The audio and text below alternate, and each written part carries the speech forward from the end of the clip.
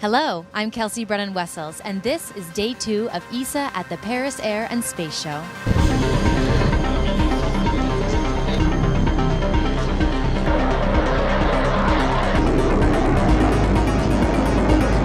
The main event on Tuesday morning gave us a peek into the future of the agency and the many missions it has planned to push the limits of science and technology.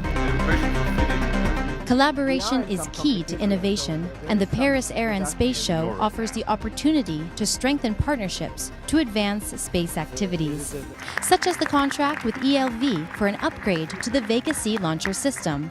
We signed with ELV a contract for small spacecraft on Vega, which allows us to put small, nice satellites in orbit with Vega from 2018 onwards. And from 2019 onwards, it will be done with Vega C, the bigger sister. And we are happy to get this new opportunity for universities, for commercial operators, and whoever wants to fly.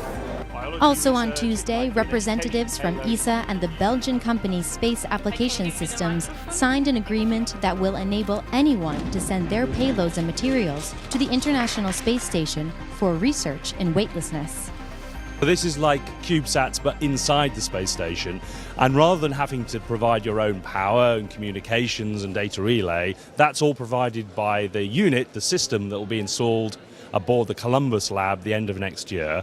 So then all that needs to happen is the user pays a fixed fee to get aboard the space station. They bring their cube-sized payload or multiples of cubes, and off they go for up to 4 months at a time to do their science, to do their technology, or maybe it's an education experiment involving schools. The Ice Cubes is just one part of ESA's new European Exploration Envelope program. The exploration program focuses on missions to low Earth orbit, like the International Space Station, as well as missions to the Moon and to Mars. We'll continue to operate and work aboard the International Space Station, several more astronaut missions, but also a really exciting program of scientific experiments, payloads large and small, going for the next few years.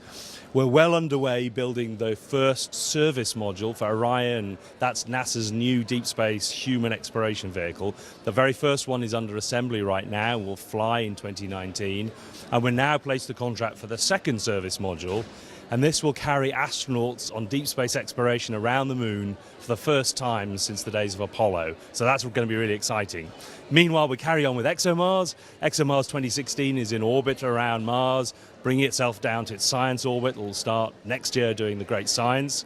And we're building ExoMars 2020, the rover mission that will reach the red planet in 2021. And the new element is we'll start work very soon on the Lunar Resource Lander, which is a Russian-led project where we'll be providing from Europe, from European industry, both the precision landing system to get us down to the exciting places near the South Pole of the Moon to search for water, and we'll be providing a drill and an instrument to taste the water if we succeed in finding it. So it's a really exciting prospect.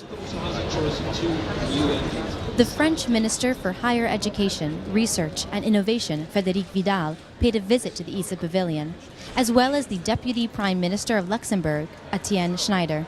ESA and the Deputy Prime Minister signed a joint statement to further the study of asteroid missions and related technologies.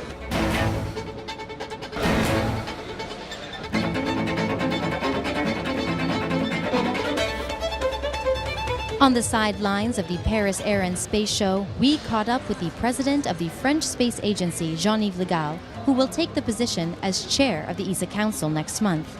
We have very, very exciting challenges in front of us. The next 2 years are going to be tremendous in terms of challenges, because we have the preparation of the ministerial of 2019 to continue all what is ongoing, and the years to come are going to be probably the most exciting in the history of ESA.